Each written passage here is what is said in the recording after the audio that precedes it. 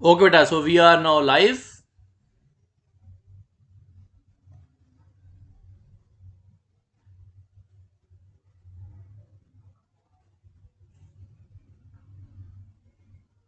We'll wait for next few more seconds.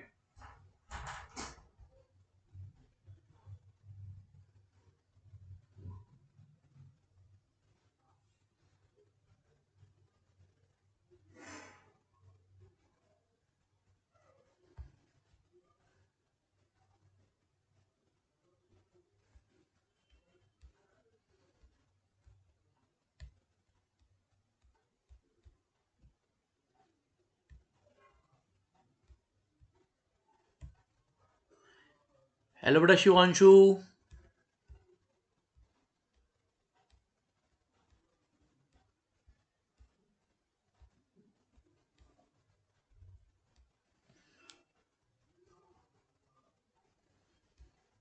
Okay, beta. So now we are going to start. So beta, now we are in lecture number 8 of Thermo Books Numericals, part 8. And आज बेटा कुछ ज़्यादा numerical हम लोग लगाने की कोशिश करेंगे इसमें. दैट्स वाई अगर आपको कोई डाउट होगा देन आप कमेंट लिखोगे, otherwise just right CC in comment section. Okay, CC means crystal clear. So as all you know, this is Gaurav Srivastava, sir, educator at Gate Chemic Learning App, Gate Chemic Institute with 11 plus years of teaching experience. So फटाफट without any delay हम start करते हैं बेटा. Problem number 50, हम लोग 50 वाले problem पे पहुंच गए हैं. वेरी हैप्पी गुड इवनिंग बेटा शिवांशु. तो अभी हम लोग हीट इंजन के क्वेश्चन लगा रहे थे बेटा. आज इस लेक्चर में आप लोग हीट इंजन के साथ साथ एंट्रोपी में एंट्री करोगे. ठीक है, देखो इस क्वेश्चन में क्या कह रहा है, बहुत आराम से समझते हैं. An engine mounted on a ship has a thermal efficiency 80%. एक इंजन है, उसको शिप पे माउंट किया गया है, जिसकी थर्मल इफिशियंसी बता रहा है 80% है. That means we can write बेटा 0.8. आराम से देखते हैं. ठीक है, of that of corresponding Carnot cycle. ओह, कह रहा 80% करनॉट साइकिल की. अगर वो इंजन करनॉट साइकिल पे वर्क करता है, इन दैट केस आपको पता है ना कि कोई भी ऐसा इंजन अवेलेबल नहीं है जिसकी इफिशियंसी करनॉट से ज़्यादा हो सकती है.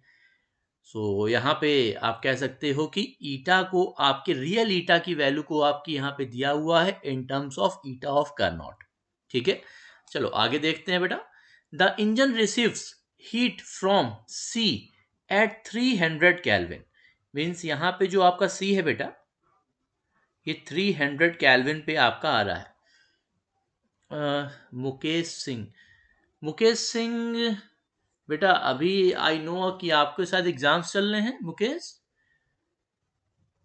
बेटा वो चेंज नहीं होता है, और उसके बारे में आप हमसे व्हाट्सएप पे पर्सनली मैसेज में बात कर लेना. अभी ये सब बातें नहीं. ठीक है, अभी केवल इस न्यूमेरिकल पे ध्यान दो. ठीक है बेटा. सो 300 कैल्विन और रिजेक्ट कर रहा heat to the atmosphere. Atmosphere आपका अवेलेबल है कितने पर, 280 कैल्विन. ओके, अभी आगे क्या कह रहा है, the engine receives heat from the sea at 300 kelvin. Okay, and rejects heat to atmosphere at 280 kelvin. Okay, that means यहां से ये हीट ले रहा है बेटा इंजन, और यहां दे रहा है. The work output from the engine. बेटा वर्क आउटपुट का क्या मतलब होता है, इसका मतलब हमारा ये वर्क प्रोड्यूसिंग डिवाइस है. दैट मीन्स अगर हमें इस डायग्राम पे शो करना है तो हमें शो करना पड़ेगा क्लॉकवाइज. ओके, सो हमने क्लॉकवाइज शो कर दिया, और ये वर्क प्रोड्यूस कर रहा है. वर्क प्रोड्यूस कितने का कर रहा है, the work output from the engine is dissipated through an agitator to heat. मतलब इतना यहां से आपका ये वर्क आउटपुट आ जा रहा है, जिससे हम 500 किलोग्राम सी वाटर को ले रहे हैं. 500 केजी सी वाटर को ले रहे हैं. ध्यान से देखना बेटा, बहुत ही आसान क्वेश्चन है. ठीक है, यही सी वाटर, यानी कि सी वाटर को ले रहे हैं जो इनिशियली 300 कैल्विन पर था, उसको हीट करके 355 कैल्विन तक पहुंचा सकते हैं. 500 किलोग्राम सी वाटर को हीट करके 355 कैल्विन तक हम लोग पहुंचा सकते हैं. इतना यहां से वर्क आपका ये डिवाइस प्रोड्यूस कर रहा है.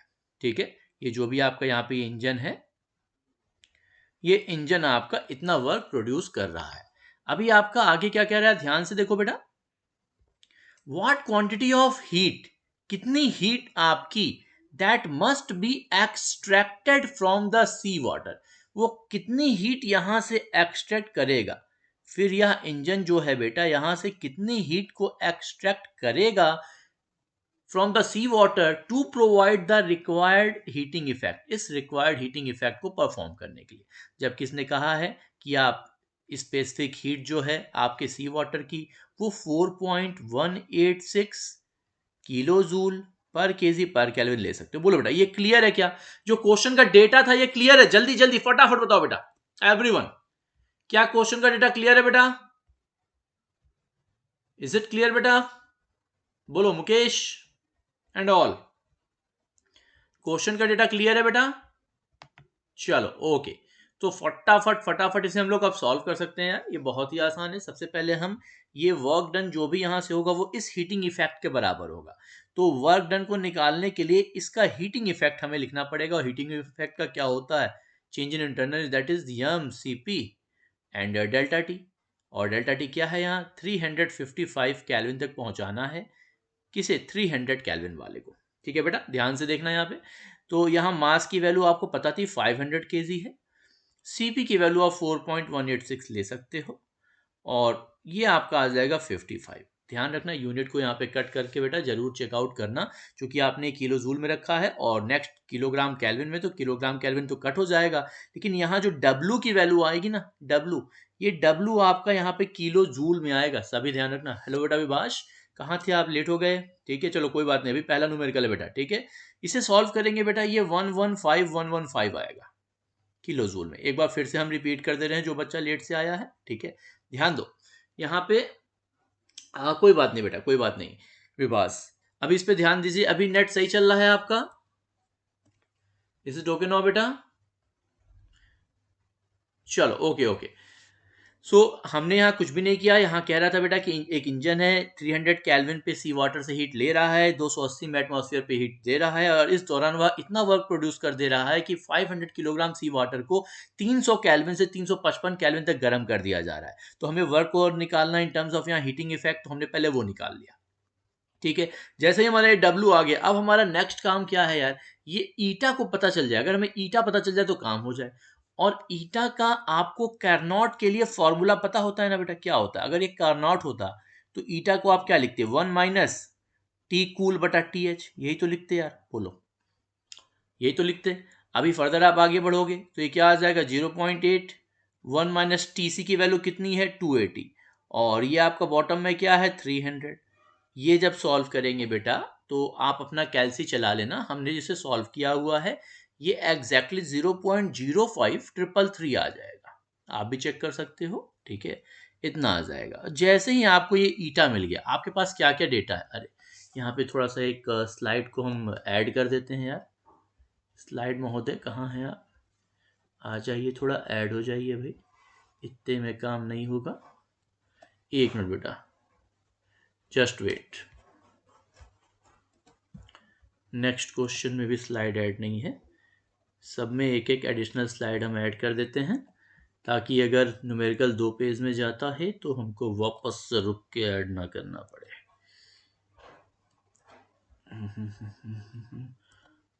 कोई बात नहीं बेटा, जिसका एग्ज़ाम है आप आराम से इसकी रिकॉर्डिंग को देख लीजिएगा बेटा। हमें पता है कि आपके कल एग्ज़ाम्स हैं, बहुत सारे बच्चों के, कोई दिक्कत नहीं है, आप लाइव मत देखिए। आप इसकी रिकॉर्डिंग अभी 1-2 घंटे में आ जाएगी, फिर कल का पेपर देने के बाद देख लीजिएगा। ठीक है, चलिए तो यहाँ आइए बेटा। अभी आपने ईटा को निकाल लिया है, और ईटा की वैल्यू अभी आपकी आई है 0.05 एंड आगे 333। ठीक है, और अभी आप लोगों ने डब्लू भी निकाल लिया है, और डब्लू आपका आया है 115 किलो जूल। ठीक है, अभी हमको क्या चाहिए? हमको चाहिए Q1। अरे भाई क्या दिक्कत है, ये तो रियल वाला ईटा है ना। तो रियल वाला ईटा का फॉर्मूला क्या होता है कि भैया कितना ऊपर से हीट लिया और कितना वर्क में बदल दिया, यही तो होता है ना। तो यहाँ से देख लो यार, Q1 की वैल्यू क्या हो जाएगी? W by eta. और डब्लू क्या है आपका? डब्लू है 115 एंड होल अपॉन ईटा की वैल्यू है 0.05333। इसे बेटा आप सॉल्व करेंगे। After solving you will get 2158406.25 kilo joule. Okay, तो थोड़ा बड़ा है बट यही आपका बेटा फाइनल आंसर है। ठीक है, सो आई होप बेटा आप सभी को ये क्लियर होगा। अगर किसी को डाउट है तो डाउट लिखें, अदरवाइज कोई भी कमेंट करने की रिक्वायरमेंट नहीं है, फटाफट हम लोग आगे बढ़ते जाएंगे। ठीक है, कोई डाउट नहीं है? चलो भाई, ओके, तो फटाफट हम लोग आगे बढ़ते हैं। प्रियांशु जी, ओके। सो नेक्स्ट प्रॉब्लम बेटा देखो, ये बहुत ही इजी सा है। यहाँ कह रहा है आपको एक DS कुमार 7.9 रेफरेंस है, थर्मोडाइनमिक्स बुक। यहाँ कह रहा है एक इंजन है, an engine, and this engine is working on Carnot cycle. ये कॉर्नोट साइकिल पे वर्क कर रहा है and absorbs Q1 units of heat. मतलब यहाँ से जो ये हीट एब्जॉर्ब कर रहा है वो Q1 यूनिट कर रहा है from a source available at T1 temperature and rejects Q2 heat. और कह रहा है Q2 हीट को रिजेक्ट कर रहा है टू अ सिंक। ये नीचे वाला क्या होता है? Sink, that is available at T2 temperature. Okay, because of imperfect heat transfer. कह रहा अच्छे से हीट ट्रांसफर ना हो पाने के कारण the maximum θ1 and θ2 that was absolute temperature obtained during the cycle are given by. मतलब ये T1 T2 इन दोनों को मिल नहीं पा रहा है एक्चुअल में। इन दोनों को इनपरफेक्ट हीट ट्रांसफर की वजह से जो टेम्परेचर मिल रहा है वो मिल रहा है T1 की जगह θ1, और θ1 की वैल्यू दिया हुआ है T1 माइनस के Q1। वहीं आपका दिया हुआ है θ2, और θ2 की वैल्यू दिया हुआ है, इक्वेशन दिया हुआ है T2 प्लस के Q2। ओके, अभी कह रहा है ये शो करके दिखाइए कि एफिशिएंसी की वैल्यू ये होती है। अरे भाई इसमें क्या दिक्कत है? इसमें क्या दिक्कत है? सिंपल, मतलब यार ये तो अलजेब्रा का क्वेश्चन हो गया, ये तो थर्मो का क्वेश्चन भी नहीं है। ठीक है, ये तो थर्मो का क्वेश्चन भी नहीं है। अगर इन दोनों को आप ध्यान से देखोगे बेटा, तो यहाँ से आप Q1 और Q2 की वैल्यू को क्या लिख सकते हो? देखो Q1 की जगह आप लिख सकते हो θ1 minus T1, θ1 minus T1 and whole upon θ1 minus T1 upon minus के।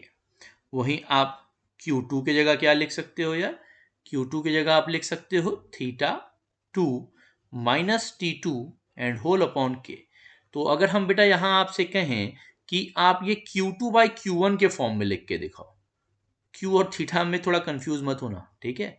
सो Q2 बाई Q1 क्या हो जाएगा? के तो कैंसिल हो जाएगा, तो ये आ जाएगा θ2 माइनस T2 एंड अपॉन, ये माइनस वाले के ऊपर मल्टीप्लाई कर देते हैं हम लोग, तो ये हो जाएगा बेटा T1 माइनस θ1।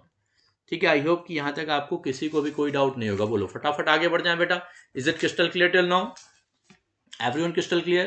तो चलो इस इक्वेशन को वापस से हम यहाँ ले लेते हैं। इक्वेशन हमारी लास्ट वाली क्या थी? θ2 by θ1 and that becomes equals to θ2 minus T2, θ2 minus T2 and whole upon T1 minus θ1। हम यहाँ करना क्या चाहते हैं यार? हम यहाँ करना क्या चाहते हैं? चूंकि हमको पता है कि अभी हमारी जो रियल वाली इफिशियंसी होगी वो तो थीटा के फॉर्म में आएगी ना यार, θ2 बाई θ1। क्योंकि एक्चुअल में तो T1 T2 आपका कांटेक्ट में ही नहीं है उस कार्नोट साइकिल के, कार्नोट इंजन के। कार्नोट इंजन के जो कांटेक्ट में है वो तो हमारा θ2 और θ1 है। तो एक्चुअल कार्नोट की जो एफिशिएंसी होगी वो तो θ2 बाई θ1 के फॉर्म में तो हमें देना है। अब केवल हमें यही कह रहा है कि यहाँ θ2 और θ1 की वैल्यू रखिए और देखिए कि जो इक्वेशन इन्होंने दिया है वो आ रहा है कि नहीं आ रहा है। तो यार आएगा क्यों नहीं, बिल्कुल आएगा। हम यहाँ से एक काम करते हैं, θ2 की वैल्यू को θ1 के फॉर्म में निकाल लेते हैं। क्रॉस मल्टीप्लीकेशन कर लो, ये क्या हो जाएगा? θ2 T1 minus θ2 θ1 equals to θ1 θ2 minus θ1 T2। देख लेना यार, कुछ भी मिस्टेक हो कैलकुलेशन में तो बता देना, ठीक है। कहीं लग तो नहीं रहा है ऐसा कुछ मिस्टेक, सही है ना यार। अभी सारे θ2 को अगर हम एक साइड ले लें तो ये वाला केवल जाएगा LHS में, और इस प्रकार अगर अब हम लोग θ2 को कॉमन लेंगे तो यहाँ क्या आएगा? T1, और यहाँ क्या आएगा? माइनस θ1। और ये भी अगर इधर रहता, इधर में, तो एक और माइनस θ1 आ जाता ना। And that becomes equals to minus θ1 T2। देख लेना, कोई गड़बड़ हो तो बता देना। फर्दर आप जाओगे तो ये हो जाएगा θ2, और θ2 बराबर आपका क्या हो जाएगा? ये हो जाएगा T2 θ1 T2 θ1 and whole upon T1 minus 2 θ1। यहाँ पे माइनस साइन को मत भूलना, ठीक है। फर्दर हम और आगे बढ़ जाते हैं, तो ये माइनस T2 θ1 को θ1 ही रहने दिया जाता है कि नीचे वाले θ1 से कट जाए, और नीचे वाले थीटा 1 को हम लोग बदल देते हैं, ठीक है। तो थीटा 1 क्या था, थीटा 1 था हमारा T1 माइनस के Q1, क्वेश्चन में दिया था, देखो यहां ध्यान से देखो, ये क्वेश्चन में दिया हुआ है, ठीक है। ऊपर वाला क्यों नहीं हटाया हमने, क्योंकि यहाँ कैंसिल आउट हमें करना है बेटा, ठीक है। बस इतनी सी आपकी इसमें ट्रिक है और कुछ भी नहीं है, ठीक है। अभी फर्दर हम लोग आगे बढ़ लेते हैं यार। नेक्स्ट थीटा 2 बराबर क्या हो जाएगा, ये आपका T1 में से जब माइनस 2T1 करोगे तो ये माइनस T1 हो जाएगा। तो एक काम करो, ऊपर वाला माइनस को हटा दो और नीचे माइनस को मल्टीप्लाई कर, देखो T1 माइनस 2T1 बराबर माइनस T1 इंटू माइनस बराबर T1, फिर माइनस माइनस प्लस, लेकिन एक और माइनस का मल्टीप्लाई हो रहा था यानी कि माइनस, तो ये हो गया माइनस 2KQ1। लो हमें लग रहा है कि आपको दिख रहा होगा कि प्रूफ हो चुका है, ठीक है, आपको दिख रहा होगा कि ये प्रूफ हो चुका है, ओके।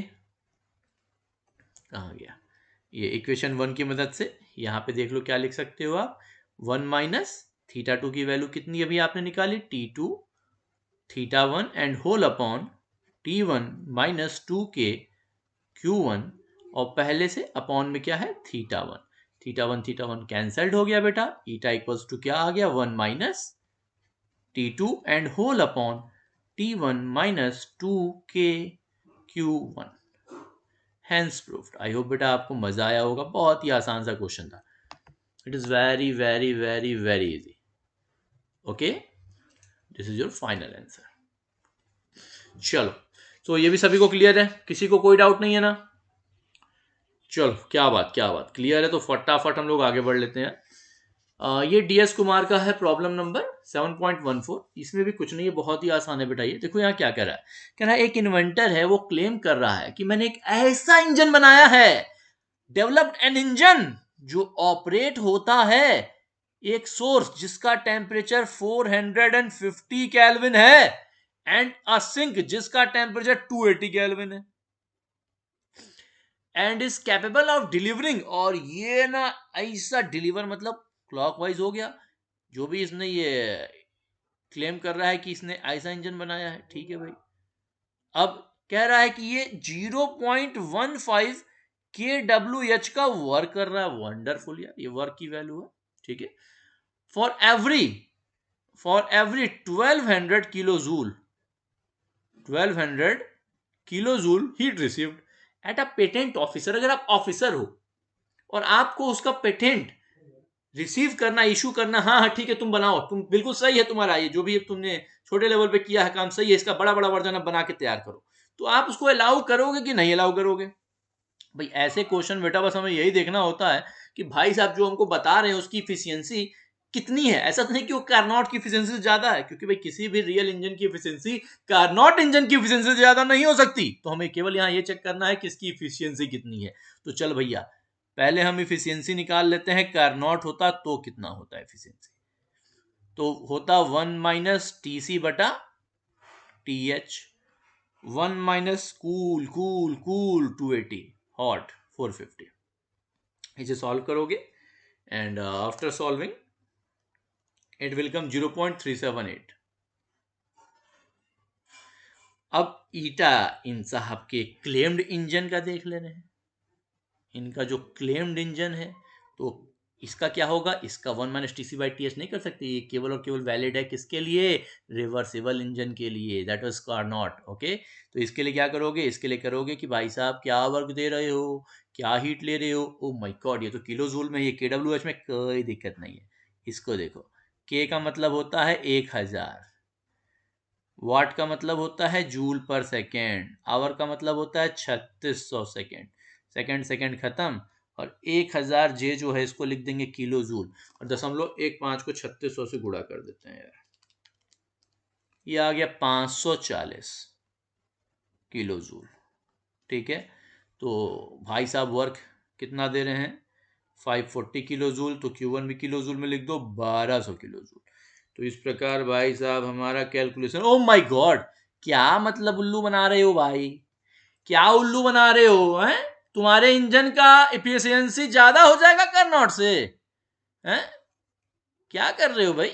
तो चूंकि eta engine is greater than eta Carnot, that is not possible, भाई आज तक तो पॉसिबल नहीं है।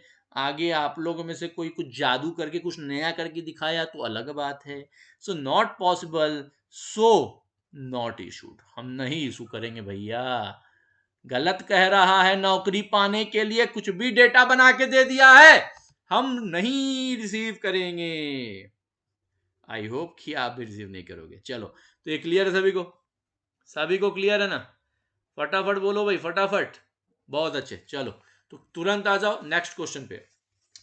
यहां कह रहा है 3 कैरनॉट इंजन सीरीज में, मतलब डराना चाहता है आपको। 3 क्या कह रहा है, 3 हो 30 हो, क्या मतलब है? उसी तरह सॉल्व करेंगे, इजी है, बहुत कुछ दिक्कत नहीं है, ठीक है। बस ये ध्यान रखना कि जब भी रिवर्सिबल चीजें होती है, reversible engine that is Carnot engine, तो रिवर्सिबल इंजन के लिए आप Q2/Q1 को T2/T1 लिख सकते हो। अगर रिवर्सिबल नहीं है तो भूल के Q2/Q1 को T2/T1 मत लिखाना, ठीक है, वो केवल रिवर्सिबल के लिए है। अगर किसी इंजन के लिए जो रिवर्सिबल नहीं है, क्यू आपको क्यू का डेटा, डब्ल्यू का डेटा, टी का डेटा सब दिया हुआ है, तो टी के डेटा से कभी मत आप इफिशिएंसी निकालना, नहीं तो बाद में ये मत कहना सर जी टी के डेटा से अलग इफिशिएंसी आ रहा था, डब्ल्यू से अलग आ रहा था, कौन सा सही लेंगे? अरे भैया टी वाला क्यों लीजिएगा? टी वाला इंजन है क्या? टी का मतलब तो कार्नॉट हुआ, और अगर कार्नॉट होगा तो टी से जो वैल्यू आएगी डब्ल्यू से भी वही वैल्यू आएगी, ठीक है। चलो यहां देखो, 3 Carnot heat engine are arranged series, ठीक है भैया। 3 इंजन को सीरीज में लगाए हो, ध्यान से देखो, कोई कमेंट नहीं करेगा यहां, इस पे ध्यान लगाओगे। The first engine takes 4000 kilo joule, ठीक है भैया, ले लो भाई, ले लो भैया फर्स्ट इंजन। आप हो सेकंड इंजन, आप हो third engine.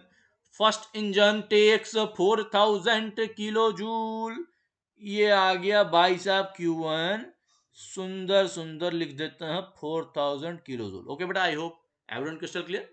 From a source which is available eight, ये सोर्स है, इसको T1 ले लेते हैं, और ये साहब अवेलेबल है 2000 केल्विन पर, एंड डिलीवर्स, वंडरफुल यार, क्या इंजन है भाई, इंजन है, हीट लिया और ये मस्त मस्त वर्क हमको यहाँ डिलीवर कर दिया, ये कर दिया 1800 किलो जूल का work deliver. The second and third engine delivers, गजब है यार, सबका डेटा दे दिया है? तो ये सेकेंड इंजन जो है ये साहब डिलीवर कर रहा है कितना, ये डिलीवर कर रहा है 1200 किलो जूल, और थर्ड वाला इंजन बेटा डिलीवर कर रहा है 500 किलो जूल, 500 किलो जूल, ठीक है। अभी make calculation for the exhaust temperature of the second and third engine, मतलब इसका जो ये वाला बीच में लाइन हमने खींचा है ना, ये और कुछ नहीं है, ये पहले वाले का सिंक है जो दूसरे वाले का एज अ सोर्स वर्क कर रहा है बेटा, ठीक है। यानी कि इसका टेम्परेचर कुछ आपका T2 होगा, ये टेम्परेचर आपका T3 होगा, और यहाँ आपका टेम्परेचर कुछ T4 होगा, समझ रहे हो ना? तो अभी हमसे केवल इसने पूछा है कि प्लीज भैया बता दो, प्लीज बता दो exhaust temperature of second and third, यानी कि इसको T2 नहीं चाहिए, ये T3 T4 मांग रहा है, T2 भी मांग लेते वो भी दे देते भाई T2, चिंता क्यों करते हो, सब कुछ निकाल सकते हो, you can calculate each and everything, ठीक है। सो सबसे पहली चीज भाई, कैसे कैलकुलेट किया जाए T4, तो T4 के लिए हमको पता है कि अगर हमको Q4 पता हो तो Q4 को Q1 से रिलेट कर दें, और सीधी बात है Q2 Q3 कहीं कुछ पता नहीं है तो पहले Q1 से ही रिलेट करना पड़ेगा, और Q1 से डायरेक्टली हम रिलेट कर सकते हैं यहाँ पे T4 को। कैसे? हम जो ये Q4 की वैल्यू देंगे, देखो Q2 तो हम अभी सीधे नहीं पता कर पाएंगे, लेकिन Q4 हम पता कर सकते हैं, जानते हो कैसे? कि भैया इतना हीट चला था, इतना सब वर्क में निकल गया, तो भैया रिमेनिंग वाला फाइनल वाले सिंक को ही ना जाएगा यार, और कहां जाएगा? Energy can neither be created nor be destroyed, only it can transform from one form to another form, केवल उसको बदल सकते हो, नष्ट नहीं कर सकते हो। तो अगर 4000 किलो जूल चल रहा था और कहीं इधर उधर लॉस नहीं हुआ, 1800 जूल यहां निकल गया, निकाल देता भैया, 4000 चल रहा था, 1800 वर्क यहां निकाल दिया वर्क के फॉर्म में, 1200 दूसरे वाले से, 500 अगले वाले से, भाई साहब तो बाकी जो बचेगा वही तो फाइनल वाले सिंक को मिलेगा। कैलकुलेट कर लो, 4000 में से 1800 गया 22, 22 में से 12 गया 10, 10 में से 5 गया 5, इट्स 500 किलो जूल, ले बेटा आ गया। Q4 हमने कैलकुलेट कर लिया, कितना आ गया आफ्टर कैलकुलेशन? 500 kilo joule. जब Q4 आ गया तो हमको क्या दिक्कत है, हमको नहीं पता है नाउ T4/T1 किसी भी टेम्परेचर के रेशियो के साथ लिख सकते हो, T4/T3 लिख दो, T4/T जो मन करे वो लिख दो, ठीक है। सो T4/T1 ये क्या हो जाएगा, ये हो जाएगा Q4/Q1 के बराबर। यहां से क्या आ जाएगा, T4 T4 बराबर T1 इंटू Q4 बटा Q1। भाई साहब T1 कितना है आप? सर हम 2000 केल्विन है। अरे तो कहाँ इतना घबरा रहे हैं? Q4 साहब कितना है? 500 है सर। Q1 कितना है? Q1 कहाँ है? 4000 है सर। सो 2 दूना 4 और 2 से 500 हो गया 250, 250 केल्विन।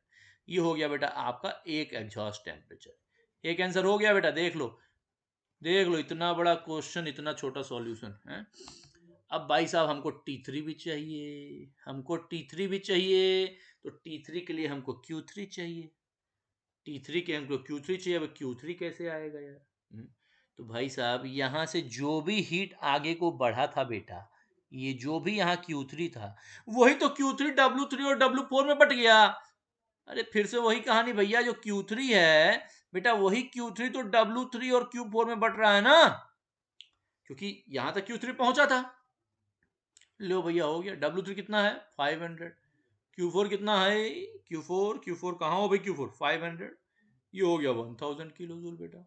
और जैसे ये निकल गया, सिमिलर वे में T3 बराबर क्या हो जाएगा? इसी तरह से करोगे तो T3 बराबर T1 और यहाँ पे Q4 की जगह क्या हो जाएगा? Q3 और Q3 बटा यहाँ हो जाएगा Q1। हमने 4 की जगह 3 रख दिया। T1 कितना है? 2000 है। Q3 अभी अभी आपने 1000 निकाला है और Q1 आपको पता है 4000 है। 2 दूना 4, ये आ गया बेटा आपका 500 केल्विन। कहानी खत्म। मजा आया? ये आपका दूसरा आंसर हो गया। अब कोई कहेगा कि इसके ऊपर का भी निकाल दीजिए, है तो उसके ऊपर का भी निकाल दीजिएगा। ठीक है, तो ये आपका होमवर्क है, निकाल लेना। निकाल के व्हाट्सएप पे डिस्कस कर लेना हमसे कि सर जी मेरा ये होमवर्क आया है, सही है कि गलत है। ठीक है, चलो सो फटाफट हम लोग नेक्स्ट क्वेश्चन पे चलते हैं। और ये डायग्राम देख के डर मत जाना, इस डायग्राम को आप किसी भी तरह से बना सकते हो। ये हमने थोड़ा सा ऐसा करके बना दिया है कि इसको चाहते तो हम यहाँ से ऊपर भी लगा सकते थे। बस यहाँ लगाने का मकसद ये है कि आप समझो कि यहाँ दोनों का टेम्परेचर सेम है, कोई दिक्कत की बात नहीं है। आप चाहो तो उसको उठा के ऊपर रख दो, ठीक है, लेकिन घबराना नहीं कि अरे बाप रे बाप ये कैसा तिरछा मिर्चा डायग्राम आ गया। ठीक है, तिरछा मिर्चा ना रहेगा तब भी ये क्वेश्चन वैसे ही सॉल्व होगा। ठीक है, चलो क्वेश्चन पढ़ते हैं और फॉर्मुलेट करते हैं। पिछले वाले में किसी को डाउट है क्या? I am waiting till next 10 second. Doubt नहीं होगा तो कोई कमेंट नहीं। चलो बहुत अच्छा भाई, बहुत अच्छा भाई। चलो यहाँ देखो, यहाँ कह रहा है a reversible heat engine working between two thermal reservoirs at 875 kelvin and 315 kelvin. मतलब यार एक आपका रिजर्वायर जो है वो 875 केल्विन पर है और दूसरा रिजर्वायर जो है वो 315 केल्विन पर है, और एक रिवर्सिबल हीट इंजन वर्क कर रहा है। क्लॉकवाइज कर देते हैं। Which operates between the same, no यहां तक थे ना, work and drives a reversible refrigerator. ये साहब एक रिवर्सिबल रेफ्रिजरेटर को ड्राइव कर रहे हैं। रेफ्रिजरेटर तो चूसता है ना, चूसता है एनर्जी ना। चल उल्टा हो जा, उल्टा हो जा, उल्टा हो जा। एनर्जी प्रोड्यूसिंग नहीं है, तू खाता है एनर्जी है। तो कह रहा है कि इसको करता है द इंजन इज सप्लाइड। फिर शुरू से देख लो, a reversible heat engine working between two thermal reservoirs at 875 and 315 Kelvin drives a reversible refrigerator which operates between 315 Kelvin reservoir। तो देखो एक रिजर्वायर ये हो गया, एक रिजर्वायर ये हो गया, इससे वर्क कर रहा है। एंड रिजर्वायर है, और एक और रिजर्वायर है जो अवेलेबल है 260 केल्विन पर। ठीक है, the engine is supplied 2000 kilo joule. ले भैया ये ले ले ले ले भाई, सप्लाई दे दिया तेरे को। 2000 किलो जूल एनर्जी चाहिए, ले lay off heat and the work output from the composite system. कह रहा है कंपोजिट सिस्टम से जो वर्क आउटपुट हो रहा है, मतलब इधर कुछ इसमें यूज हो गया, यूज होने के बाद इसने इतना वर्क निकाला है ना कि यूज होने के बाद अभी 350 किलो जूल वर्क और बचा हुआ है, वो कंपोजिट सिस्टम से हमारा आउट हो गया। मतलब इस इंजन ने इतना काम किया, इतना काम किया कि रेफ्रिजरेटर को भी चला दिया और उसके अलावा 350 बच भी गया। ठीक है, make calculation for the transfer, heat transfer to the refrigerator. मतलब कह रहे कितना हीट के फॉर्म में यहां पे कितना हीट ट्रांसफर हुआ, heat transfer to the refrigerator and the net heat interaction with the reservoir. और ये जो रिजर्वायर है, मान लो यहां से इसको अगर Q2 जा रहा है, ठीक है, और ये Q2 हो गया, यहां से ये हीट मान लो ले रहा है नीचे से Q3, और ये आपका यहाँ पे रिमेनिंग फॉर्म ऑफ जो वर्क रिवर्सिबल हीट इंजन का जा रहा है ये रेफ्रिजरेटर को चलाने में, WR। ठीक है, तो अभी यहाँ आपसे क्या कह रहा है, देखो composite the make heat transfer to the refrigerator. Refrigerator में क्या हीट ट्रांसफर हो रहा है वो आपको बताना है, पहली चीज। And the heat transfer to the refrigerator in the net heat interaction, और इसका नेट हीट इंटरेक्शन, तो नेट का क्या मतलब होता है कि ये हमें Q4 अगर लिख दें तो Q2 और Q4 का सम आपसे पूछ रहा है कि नेट हीट इंटरेक्शन इसके साथ कितना है। ठीक है, चलो भाई देखते हैं ये कैसे सॉल्व होगा। ठीक है, मतलब हमारा जो मेन है ये Q3 और Q4 और Q2 निकालना है, और Q2 और Q4 को ऐड कर देंगे, वही हमारा आंसर हो जाएगा। ठीक है, तो भाई हम सबसे पहला काम यहाँ कर लेते हैं यार, हमको अननोन्स निकालने हैं। तो एक काम करते हैं, जो हमारा रिवर्सिबल हीट इंजन है उसकी पहले इफिशियंसी चेक करते हैं ये कितनी है। सो ये हो जाएगी 1 माइनस टी ठंडा बटा टी गर्म, टी कोल्ड बटा टी हॉट, और ये सॉल्व करने पे आ जाएगा 315 डिवाइडेड बाई 0.64, 0.64। ठीक है, देखो हमें एक्चुअली क्या चाहिए यहाँ पे, हम चाहते हैं इस डब्ल्यू आर की वैल्यू को निकालना, इसलिए हमने इफिशियंसी निकालना, क्योंकि हम जानते हैं कि इफिशियंसी एक बार हम पा जाएंगे तो फिर ये Q1 और WR और 350 के फॉर्म में उसी इफिशियंसी को लिख सकते हैं। कैसे लिख सकते हैं सर जी? अरे कितना हिट लिए हो सर जी? 2000 किलो जूल लिए हैं, देखिए यहाँ लिए हैं 2000 किलो जूल। और कितना वर्क दे रहे हो? वर्क हम दे रहे हैं 350, और WR देखा बेटा, एक इक्वेशन एक अननोन, एक इक्वेशन एक अननोन, निकाल लो WR को। ठीक है, आई हैड कैलकुलेटेड, दोबारा नहीं कैलकुलेट कर रहे क्योंकि एक वैल्यू ऊपर वाली मिला ली हमने, सही है कैलकुलेशन, ये आ जाएगा 930 किलो जूल। कैलकुलेशन आप लोग जरूर करते रहना बेटा, छोटा छोटा कैलकुलेशन है, साथ साथ अगर कहीं चेंजेस आपको लगता है तो फटाक से बोल देना। ठीक है, तो WR तो हो गया। अब रेफ्रिजरेटर के लिए तो हम क्या पढ़ते हैं, हम कोफिशिएंट ऑफ परफॉर्मेंस पढ़ते हैं ना, कोफिशिएंट ऑफ परफॉर्मेंस निकालते हैं। चलो रेफ्रिजरेटर का, तो ये क्या होता है, रेफ्रिजरेटर ठंडा बटा गरम माइनस ठंडा, यही अगर हीट पंप होता तो गरम बटा गरम माइनस ठंडा। रेफ्रिजरेटर का सीओपी है तो ठंडा बटा गरम माइनस ठंडा, याद करने का तरीका। सो फर्दर हम आगे बढ़ लें, टीसी कितना है, टीसी है 260, और हॉट वाला कितना है, हॉट वाला है 315। सो 315 हो गया माइनस 260 हो गया। तो बेटा यहाँ से आप सीओपी निकाल सकते हो अपने रेफ्रिजरेटर का। ये आपका कैलकुलेट करने के बाद आ जाएगा कुछ 4.7273, 4.7273। ठीक है, और कोफिशिएंट ऑफ परफॉर्मेंस किसके बराबर होता है, ठंडे से कितना खींचा था हीट आपने, डिजायर्ड इफेक्ट अपॉन जो भी आपका है वर्क, जितना उसके अंदर इनपुट हुआ। तो डिजायर्ड इफेक्ट यहाँ क्या है, Q3, हम यहाँ से ये निकालना हीट हमारा परम कर्तव्य था इस ठंडे को और ठंडा बनाने के लिए, इस पे मेंटेन रखने के लिए। सो Q3, और इस Q3 के लिए कितना ये खाया है वर्क, ये वर्क खाया है WR। तो बेटा फिर से इस इक्वेशन से देख सकते हो, आपको WR पता है, Q3 निकल जाएगा। तो यहाँ से Q3 क्या हो जाएगा, Q3 हो जाएगा 4.7273 एंड मल्टीप्लाइड बाई ये WR क्या है 930। देखो बेटा, देखो एक आंसर आ गया बेटा, Q3 आ गया, कितना है भाई Q3, 4396, 4396.363 किलो जूल।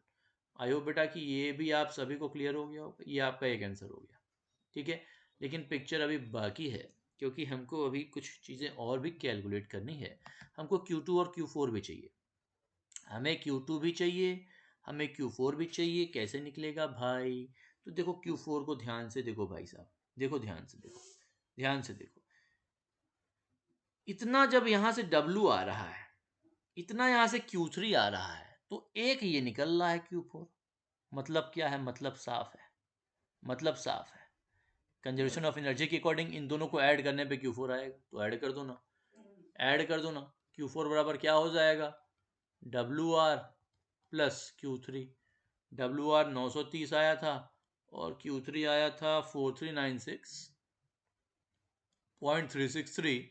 इस प्रकार बेटा आपका यहाँ पे Q4 आ जाएगा 5326, 5326.363 किलो जूल। ठीक है बेटा, लेकिन ये आपका फाइनल आंसर अभी नहीं आया है। ठीक है, अभी आपको नेक्स्ट Q2 भी निकालना है। तो Q2 कैसे निकालोगे, ध्यान से देखो, यही तो हमारा Q2 है, इतनी हीट आ रही थी। ठीक है, और ये हीट इसमें बदली, इसमें बदली और इसमें बदली, तीन आउटपुट में बदली, यानी कि Q1 बराबर इन तीनों को ऐड करके लिख सकते हैं हम लोग। ठीक है, आप देख लो यहाँ पे, ये हीट आ रही थी, Q1 2000 आ रही थी, और 2000 आई, इधर गई, इधर गई और इधर गई, ठीक है। तो 2000 बराबर ये सब कुछ कर लो, 2000 हीट आ रही थी। नाउ आप यहाँ एग्जाम में अगर कॉलेज सेमेस्टर है तो लिख देना कि नाउ ऑन हीट इंजन, आप बैलेंस बैठा रहे हो। सो ये क्या हो जाएगा, 2000 आ रही है, और थोड़ा पहले एक बार नोटेशन फॉर्म में दे देना कि ये Q1 है, वो WR है, और Q2 है, ठीक है। फिर वैल्यू पुट करना। यहाँ Q1 2000 आ रहा था, 350 WR और Q2 में बदल गया, 350 WR और Q2 में बदल गया। सो Q2 बराबर क्या हो जाएगा बेटा, 2000 माइनस 350 माइनस WR कितना है, 930। बोलो भाई सही है क्या ये सही है कि कुछ मिस्टेक है? 9 3 12, 1280, 1280 में तो 720 किलो जूल, ठीक है बेटा। लेकिन अभी आपका आंसर नहीं है, अब आंसर लिखना है। If you want to write answer, so answer क्या होगा, net heat interaction, net heat interaction with reservoir at 315 kelvin, यही था ना टेम्परेचर, देख लेना, या equals to net heat interaction क्या है, Q2 plus Q4, Q2 plus Q4 add कर लो यार। Q2 की वैल्यू अभी निकाले हो 720, और Q4 आपने निकाला था 5326.363। After adding you will get 6046.363। कोई दिक्कत है तो फटाफट पूछ लो, अदरवाइज हम नेक्स्ट न्यूमेरिकल पे चलते हैं। बोलो सभी को clear, everyone crystal clear?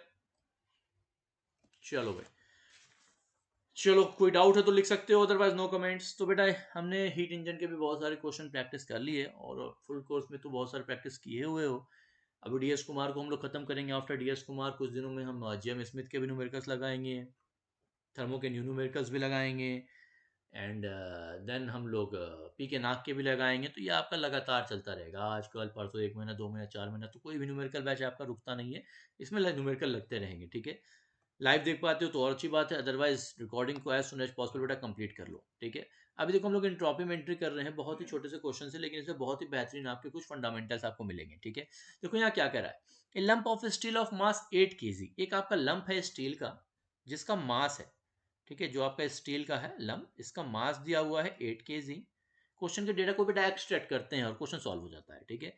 Eight 1000 kelvin, ये जो आपका स्टील है ये अवेलेबल कितने टेम्परेचर पर है, 1000 केल्विन पर, is dropped in 80 kilo. O my God, diagram मांगता, चल डायग्राम बना दे बेटा। ये लो, ये हमारा डायग्राम है, ठीक है, ये हमारा वो ऑयल साहब है, ठीक है। What is this, this is oil, इसके अंदर ये हमने अपना स्टील को ड्रॉप मार दिया, ठीक है।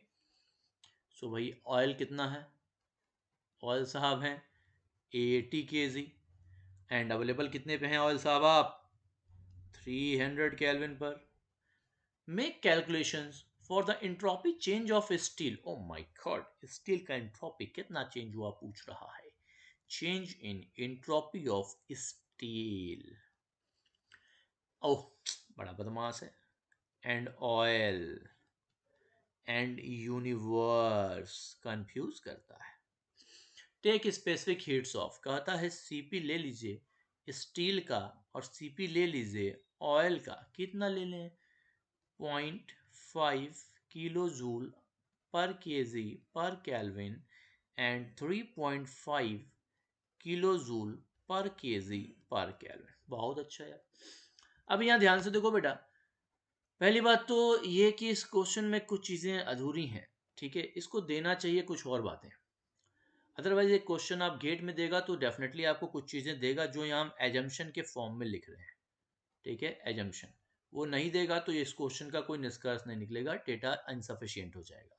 पहली चीज आपको साफ साफ दे देगा कि जो आपकी ये स्टील है और जो आपका यहाँ ऑयल है, these are totally incompressible,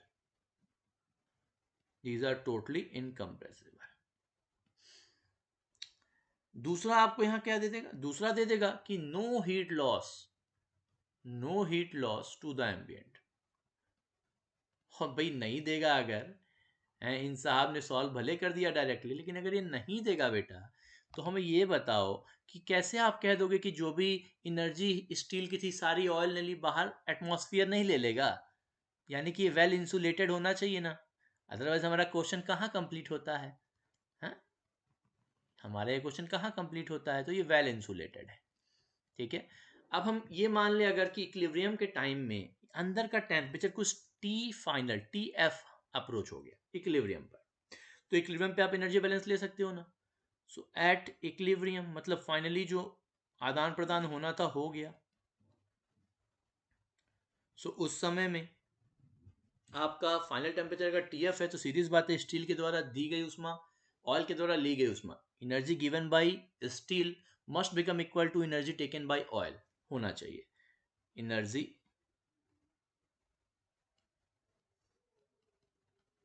given by steel, it must become equal to energy taken by oil। So energy steel साहब कितना दे रहे हैं आप, स्टील जी कितना दे रहे हैं, निकाल लेते हैं, M S C P S into 1000 minus T F. M C P delta T भाई, ये गर्म था तो 1000 माइनस टी एफ किया आपने। नेक्स्ट आप कितना ले रहे हैं साहब, यम सीपी में दोनों में सेम यूनिट हमने यूज़ किया है, किलो जूल को जूल में कन्वर्ट करने की रिक्वायरमेंट नहीं क्योंकि R H S L H S से कैंसिल कर देगा। ठीक है, एंड इनटू यहाँ पे कितना है, टी एफ ज़्यादा है आपका ऑयल के इनिशियल टेम्परेचर से, तो टी एफ माइनस 300। ये सॉल्व करेंगे बेटा, एंड आफ्टर सॉल्विंग हमने सॉल्व किया है डिटेल में इसको कैलसी के द्वारा, ये आया है 309.86 कैल। ठीक है, आप भी इसे जरूर कर लो और करके देख लो, इतना आ रहा है ना आए तो हमको बताओ। ठीक है, चलो तो अभी बेटा इंट्रोपी चेंज का जो इक्वेशन होता है, एक स्टेट से दूसरे स्टेट पर अगर आपको जाना है तो इंट्रोपी में क्या बदलाव आ रहा है वो कैसे लिखते हो, change in entropy, small S लिख दिया मतलब समझ लो ना, स्पेसिफिक फॉर्म अभी लिख रहे हैं, यानी कि पर यूनिट मास निकलेगा, बाद में मास से मल्टीप्लाई कर दिया जाएगा। अगर आपको ये चाहिए कि डेल्टा यस कितना है 1 to 2, तो कोई दिक्कत नहीं है यार, मास से मल्टीप्लाई कर दिए, क्या दिक्कत है, क्या फ़र्क पड़ता है यार। ठीक है, तो ये फॉर्मूला आपको हम याद दिलाना चाहते हैं जो आप टीडीएस इक्वेशन की मदद से कुछ डिराइव किए थे, अगर भूल गए हो तो आपको याद दिला दे। एक टीडीएस इक्वेशन आपका फर्स्ट टीडीएस इक्वेशन था, एक सेकंड टीडीएस, दो टीडीएस इक्वेशन आप लोगों को मिले थे। पहला वाला अगर आप ध्यान से याद करोगे तो फर्स्ट वाला कुछ आपका टीडीएस इक्वेशन होता है, कैसे निकलता है फर्स्ट टीडीएस, यहाँ साइड में देख लो, कुछ फंडामेंटल्स आपको हम याद करा देते हैं। आपका था कि जो भी आप हीट देते हो first law of thermodynamics to a process, तो ये हीट या तो वर्क डन करने में जाता है या तो इंटरनल एनर्जी में बदलाव लाने में जाता है। ठीक है, और इसी को फिर आपने क्या लिख दिया था इंट्रोपिक में, जैसे टीडीएस, तो टीडीएस बराबर क्या आ गया था आपका, ये जो आपका वर्क है ये क्या क्या लिख दोगे आप, इसे ये लिख दोगे P D V, and change in internal energy ये क्या हो जाएगा आपका C V D T, enthalpy होता तो सी पी डी टी लिखते। यहीं से जब आप ds की वैल्यू लिखोगे, ये वाला पहले आगे कर देते हैं, तो ये हो जाएगा C V into D T by T and plus P by T D V. P by T को आप P V equal to N R T से बदल लोगे।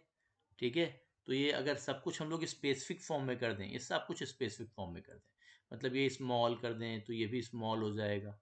ठीक है, ये स्मॉल तो ये भी स्मॉल हो जाएगा, और इस प्रकार अगर आप स्मॉल के फॉर्म में लिखना चाहोगे, ठीक है, तो पी वी इक्वल्स टू क्या होता है, simply R T, P V equals to होता है R T. So P by T की जगह आप देख सकते हो क्या लिख सकते हो, आर बाई वी लिख सकते हो। ठीक है, तो इसी प्रकार बेटा ये आ जाता है डी एस बराबर क्या हो जाता है C V D T by T, और यहाँ प्लस हो जाता है आपका R into D V by V, और इसी को आप इंटीग्रेट कर देते हो, है आपका मस्त वाला इक्वेशन आ जाता है। ठीक है, वो इक्वेशन क्या था कि यस 1 से 2 के लिए सी वी, और ये हो जाएगा लॉन ऑफ T2/T1, और ये हो जाएगा R, यहाँ हो जाएगा lawn of V2/V1 specific form में। अगर n मोल्स के लिए है या m मास के लिए है तो उससे आप मल्टीप्लाई कर दो। क्या इसका यहाँ इस्तेमाल करने वाले हैं हम लोग, हैं बोलो भैया। तो यहाँ पे T तो दिया है, सब कुछ दिया है, अच्छी बात है, अच्छी बात है, स्पेसिफिक हीट भी दिया, उसने कुछ नहीं कहा है कि ये क्या मामला है सीपी सीवी, तो भाई जब इनकम्प्रेसिबल मामला है तो सीपी और सीवी दोनों बराबर हो जाएगा, लेकिन फिर भी आपको हम कुछ चीज़ें और दिखाएंगे। चल बेटा सेकंड टीडीएस आ जा। सेकंड टीडीएस इक्वेशन अगर आप याद करोगे तो सेकंड टीडीएस इक्वेशन आपका कहाँ से आता है, H equals to U plus P V से होके, H equals to U plus P we.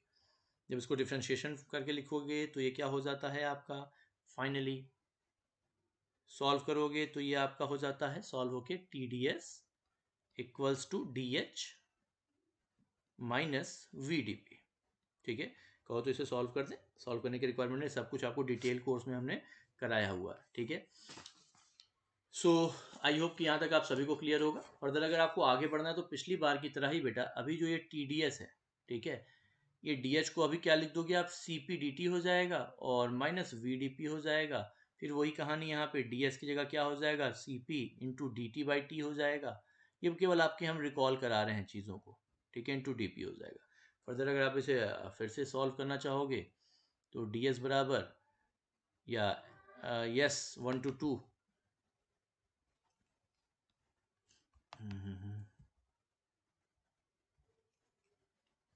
S 1 to 2 आपका क्या हो जाएगा, C P ln of T2/T1 and minus ये V बाई टी क्या लिख सकते हो, V by T R by P लिख सकते हो, तो R बाई पी तो DP बाई पी।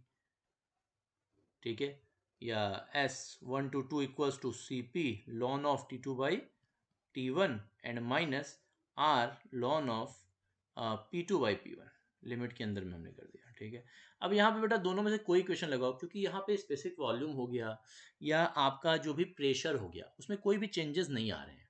तो जब भी ऐसे इनकम्प्रेसिबल के लिए बातें होती हैं तो यहाँ से ही आप याद कर सकते हो कि simply specific heat into lawn of T2/T1, कहानी खत्म बेटा, कहानी खत्म। इसका हम ये सेकंड पार्ट नहीं लेंगे ना यहाँ, क्यों लेंगे, ये वाला जब इनकम्प्रेसिबल है तो ये वाला पार्ट तो खत्म हो गया ना सेकंड वाला, और सीपीसीवी के बराबर हो गया, फर्स्ट क्लास फार्मूला बन के तैयार हो गया। ये हम यहाँ डिटेल में इसलिए बताया क्योंकि आज जो भी 2-3 क्वेश्चन लगाने वाले हैं वो इसी पे लगाने वाले हैं। तो आई होप आपको याद हो गया होगा कि डेल्टा S 1 to 2 क्या लिखे हम, सी एल एन T2/T1। तो ले लो यार, पहले किसके लिए ले लेते हैं, क्या क्या पूछा है, स्टील, तो भैया स्टील साहब आ जाइए, डेल्टा एस स्टील। और डेल्टा एस स्मॉल क्यों ले यार, कैपिटल वाला डायरेक्टली निकालते चलते हैं एम से मल्टीप्लाई करते हुए, 2 बार कैलकुलेशन क्यों करेंगे हम। तो डेल्टा एस पहले ले लो यार स्टील के लिए कि 1 से 2 स्टेट में जाने में इसके साथ क्या हुआ, तो भैया मास गुड़े सी गुड़े लॉन ऑफ जो फाइनल टेम्परेचर था और जो स्टील का टेम्परेचर इनिशियल था। फर्दर आगे बढ़ जाइए बेटा।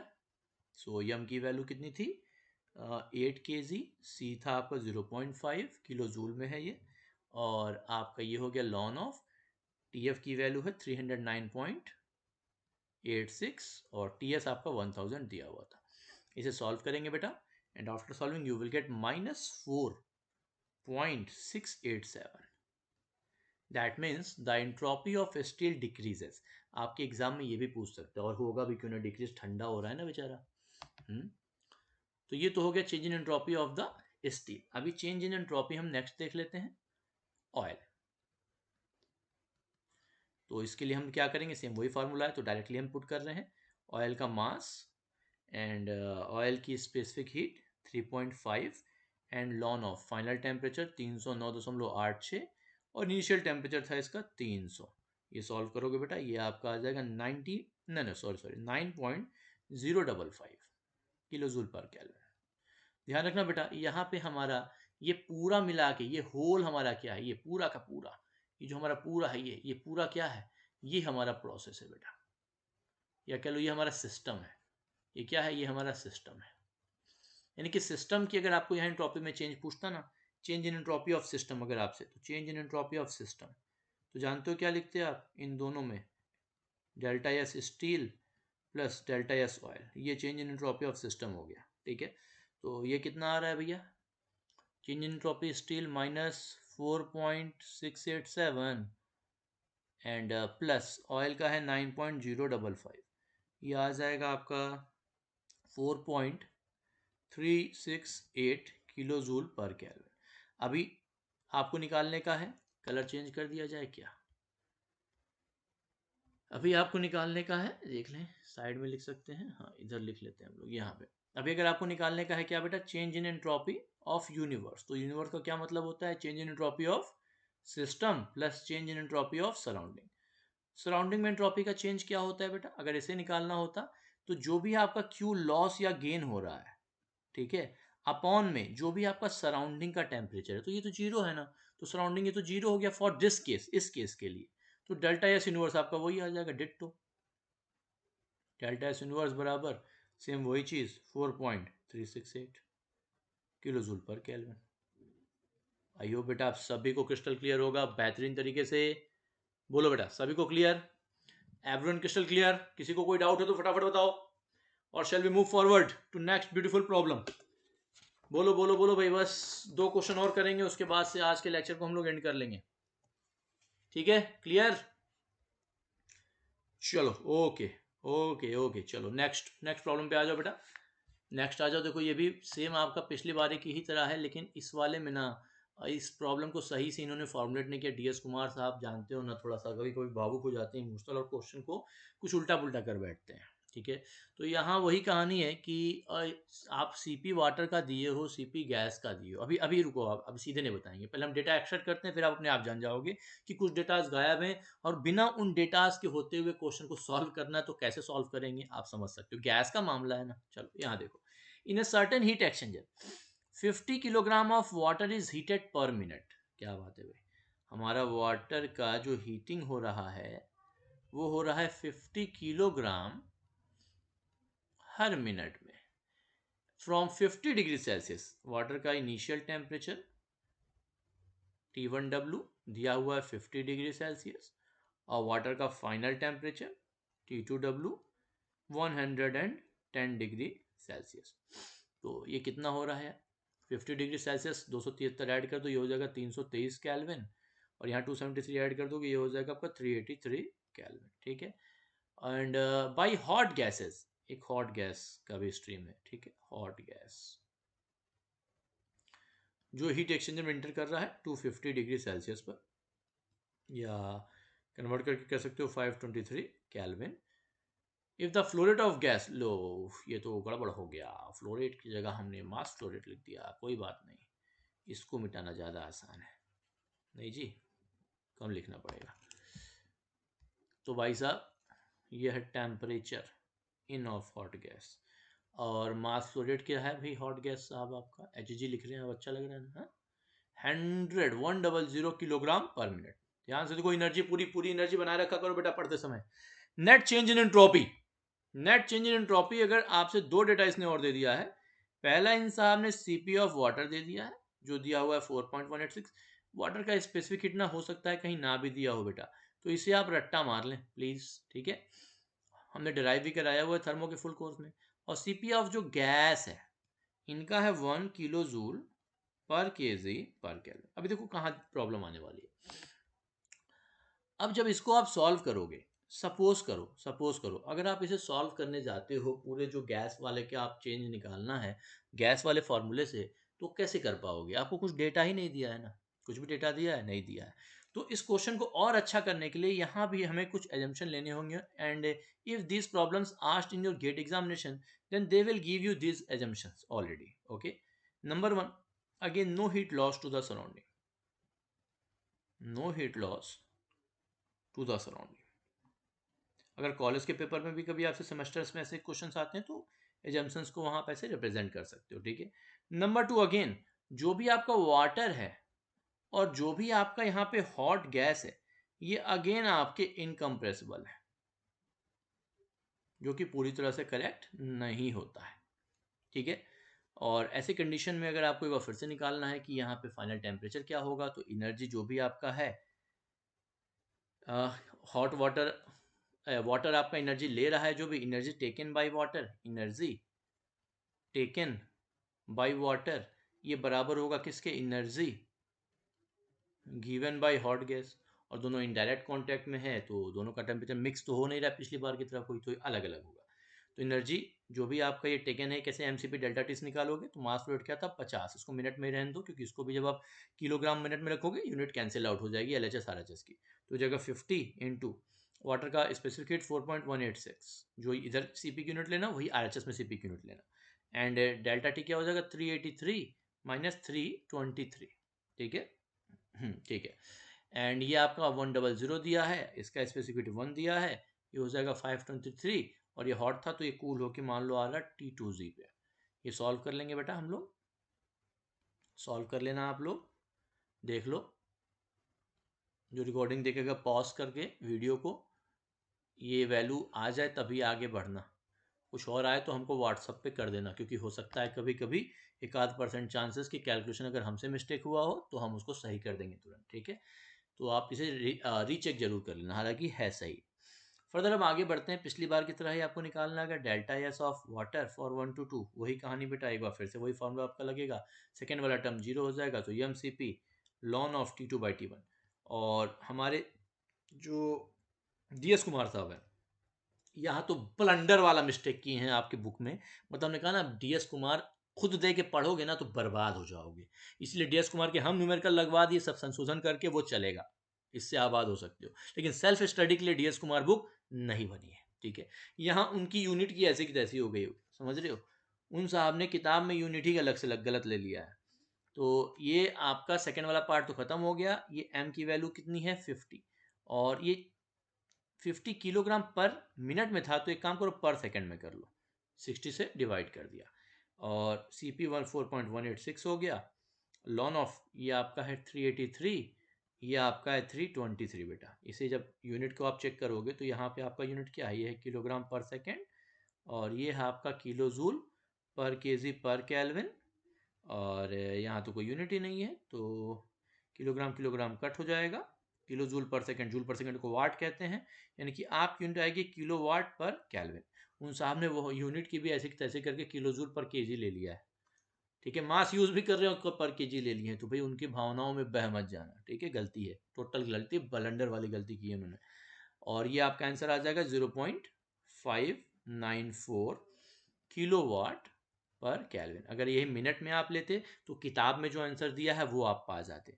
अगर आपको ये लेना है, मान लो एक नई यूनिट किलो जूल, और जूल पर सेकंड होता है ना, तो किलो जूल और नीचे पर मिनट पर केल्विन में अगर आपको लेना है तो क्या करोगे मिनट के लिए, यहाँ मिनट है, यहाँ जूल पर सेकंड था, सेकंड में क्या होता है 1/60 मिनट होता है, यानी कि इसको 60 से मल्टीप्लाई करना पड़ेगा, 0.594 इंटू 60, अरे वही जो 60 आप यहाँ डिवाइड किए थे, नहीं होगा, तो ये देखो ये आपकी किताब का आंसर है बेटा, किताब में आपके ये आंसर दिया होगा, लेकिन इसके सामने वो साहब भावुक हो गए हैं आपके DS कुमार, उन्होंने यहाँ किलो जूल पर केजी लिख दिया है, तो उनकी भावनाओं में मत बहना, ठीक है।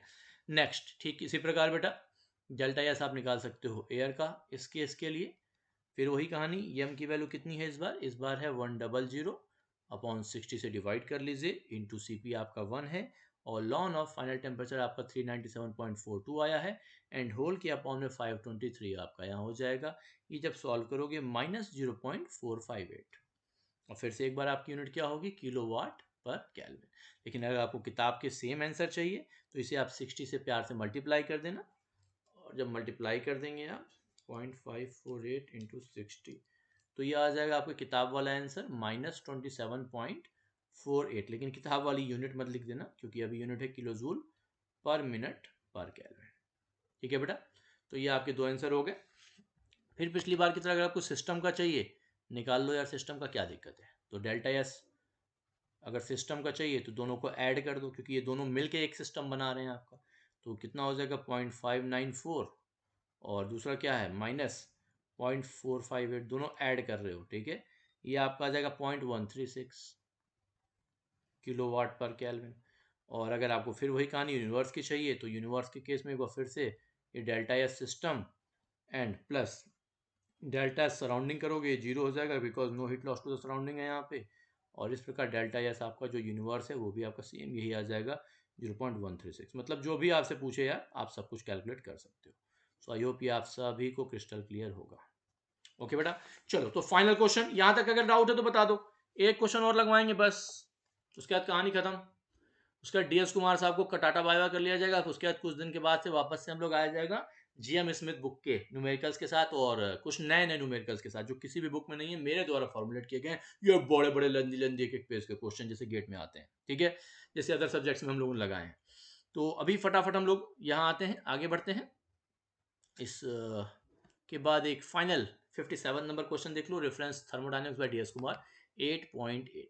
तो भाई साहब यहाँ क्या कह रहे हैं, सेम वही कहानी है, पिछली बार की तरह है, ये भी क्वेश्चन में कोई चेंजेस नहीं है, तो फटाफट हम लिख देते हैं ए हॉट आयरन फोर्जिंग। देखो यहाँ पे इन्होंने दे दिया है, अच्छी बात है, यहाँ इन्होंने थोड़ा क्वेश्चन को पूरा किया है, इनको लग गया कि अरे पिछले में दे देना चाहिए, प्रिज्यूम्ड है। So a hot iron forging specific heat, भैया हमारा आयरन साहब है, iron iron iron iron F लिख लो, थोड़ा सा टेक्निकल आदमी लगोगे।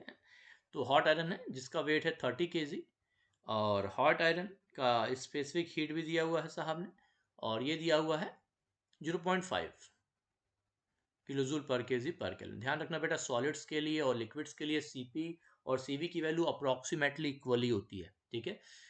And has a temperature of 500 kelvin पे है साहब। आयरन आयरन मैन इनिशियली है कितने पे आप, 500 डिग्री सेल्सियस, एंड ऐड कर देंगे तो ये हो जाएगा 773 kelvin.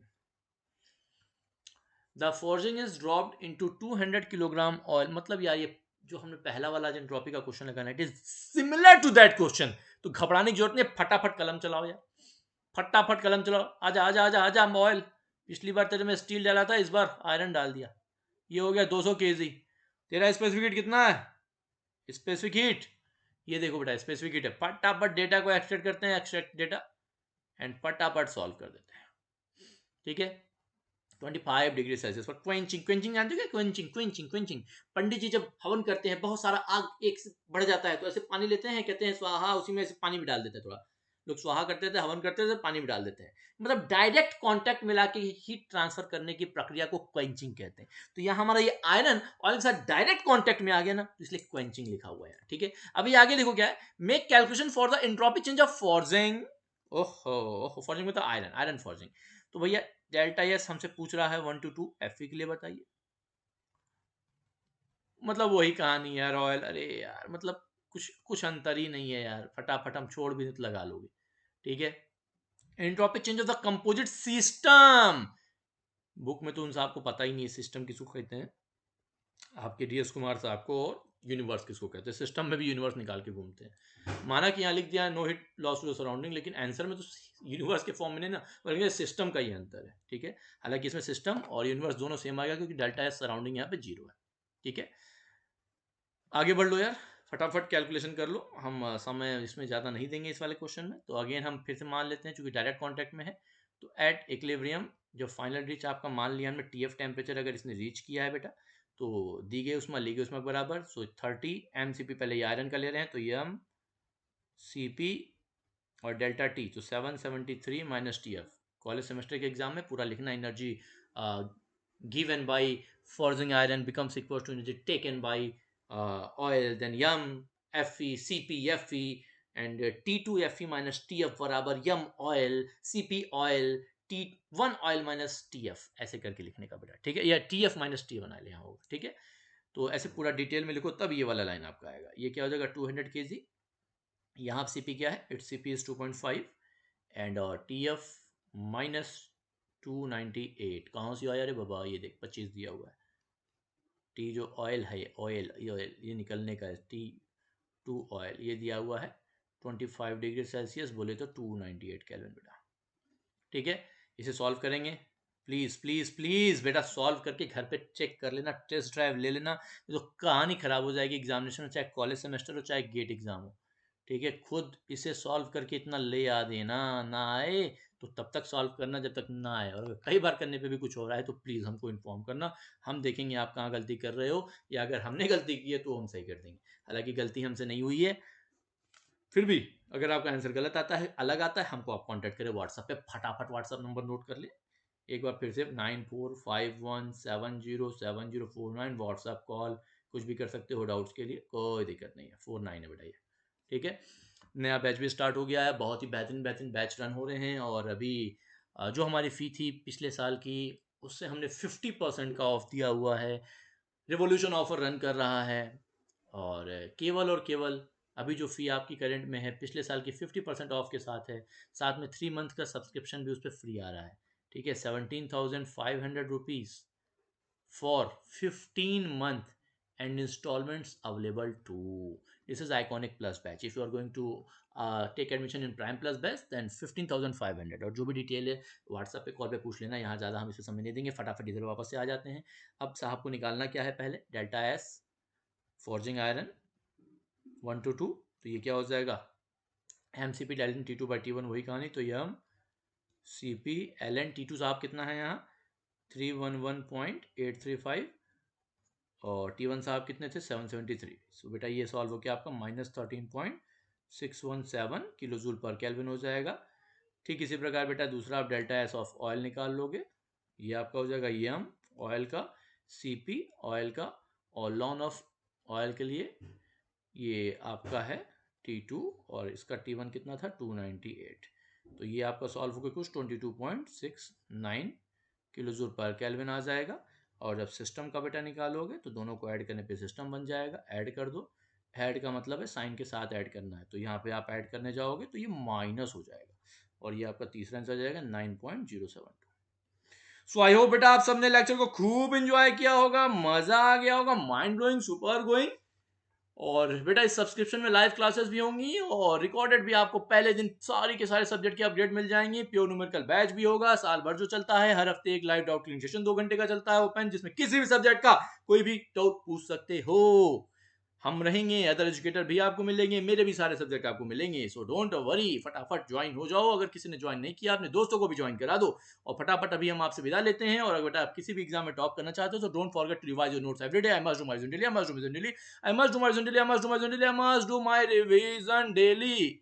If you want dream rank in GATE, if you want dream CGPA in your college semesters, dream job in your life, then don't forget to revise your notes every day. एक बार फिर हम फटाफट start से आते हैं बेटा। सारे numericals को आपको फिर से दिखा देते हैं जो बच्चे लेट ज्वाइन हुए हैं। First numerical, in this numerical बेटा very very simple numerical, engine is there and work output from that engine which is used to heat sea water. Okay, 500 kilogram sea water. So first we have calculated W in terms of mCp delta T of sea water required. After that, with the help of efficiency equation, we got the value of Q1. That's it. And in a second one, it's a very easy to proof this eta equals to 1 minus T2 upon T1 minus 2 K Q1. English में repeat कर दे रहे फटाफट फटाफट, जो English learner है वो भी देख लें बेटा, क्योंकि अभी ये वाला डीएस कुमार वाला हिंदी में चल रहा था, इंग्लिश लैंग्वेज में चल रहा था। तो इंग्लिश लर्नर्स डोंट वरी बेटा, डोंट वरी, ठीक है, आपका भी सेपरेट बैच है, नो नीड टू वरी, ठीक है। So an engine working on Carnot cycle absorbs Q1 unit. So in this question बेटा T2 and T1 that is not in direct contact with your engine, यहाँ पे W भी निकाल दे भैया, ठीक है। So here the in touch with this heat engine was theta 1 and theta 2. So here efficiency should be eta equals to 1 minus theta 2 by theta 1. Now here just I am writing theta 2 in terms of theta 1 and writing here, that's it, proved. In this equation beta, inventor claims that I made a engine whose efficiency is more than Carnot efficiency. Please, please, please, please, please don't lie beta. You are wrong. I'm not issuing your patent. Okay. फिर next 3 Carnot engine series. The concept behind this question is just for reversible heat engines, only for reversible beta, only for reversible. If no reversible is there, then you can't write Q2 by T1 या Q2 by Q1 equals to T2 by T1. You can't write beta. Okay, so Carnot heat engine, that means reversible engine. Carnot is a reversible heat engine. And in next question beta, here just a very very easy reversible heat engine. Again some part of work output from that heat engine is used by the refrigerator, whereas composite work output is 350 kilojoule given. And now just I'm using here efficiency eta of reversible heat engine and coefficient of performance of refrigerator and simple energy balance, line balance equations. I got answer. And here beta in 55, 56 and 57 number question problem, it is very easy. Just I am using this TS equation, that is del in change in entropy becomes equal to mCp ln T2 by T1. Second term is not used here because these cases today I discussed cases for incompressible things. अगर नहीं दिया है तो यहाँ सब में हमने मान के चला है assumption लेके that everything is incompressible in today's problem in entropies. Okay, so फटाफट हम आपसे विदा लेते हैं and all the best to all of you बेटा। सभी लोग अपना ध्यान रखेंगे, रिवीजन करते रहेंगे, take care, very very happy good night, you are all welcome बेटा, सभी लोग बहुत बहुत खुश रहो, ऑल द बेस्ट।